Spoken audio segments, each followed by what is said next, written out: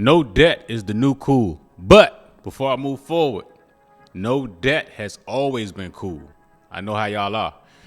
Shout out to Trapper's Way Out for giving me the idea for this video. But just from the internet or seeing people on the internet and seeing people in real life outside of the internet, everybody has like a sentiment right now from what I've gathered and from the people that I know and I've talked to around debt, where people say, you know what? Young and old, I'm sick of debt.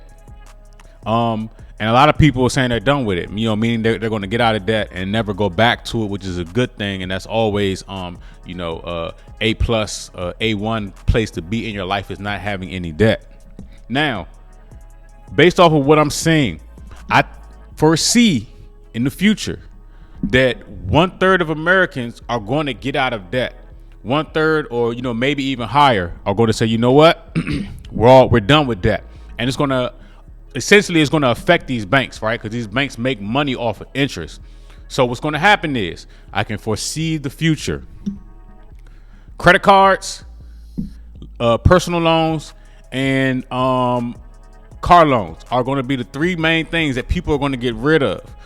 Because with the increase in interest rates, if you have credit cards, they're variable, so the interest can go up, right? The interest when you buy or get a personal loan is higher, and then when you buy a car, the interest rate is a lot higher than what it was. So, based on the sentiment that I see in the real world, is people are going to start getting, paying off their credit cards, paying off these personal loans, paying off their cars faster, and just leaving debt alone. So if you have 1/3 of the population that says, you know what, I'm done with it, the banks are essentially, they're not going to be making as much money as they were. So what's going to happen is, just like during the pandemic, right? We saw the debt levels fall because all of that money was entering the economy and people were paying off their credit cards, paying off their cars, paying off their loans. And then what did these banks do? These banks said, hey, 0% interest credit card for the first year.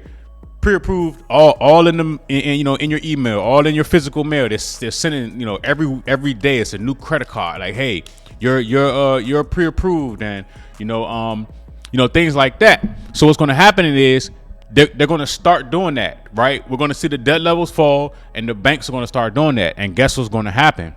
People are going to be like, nah, no, thank you, right? So if people aren't borrowing, the banks aren't making money. So then all of the banks are going to look at the Federal Reserve, and they're going to say, do something. People are not borrowing money right now. Now, that's a good and a bad thing. It's good for the people, but it's bad for the institution of how America is. America is built on debt. That's how it works. So the Federal Reserve, not a guarantee, but they may drop rates and bring back that cheap money. And that is where Americans will be at a crossroad, because that cheap money is very enticing, right?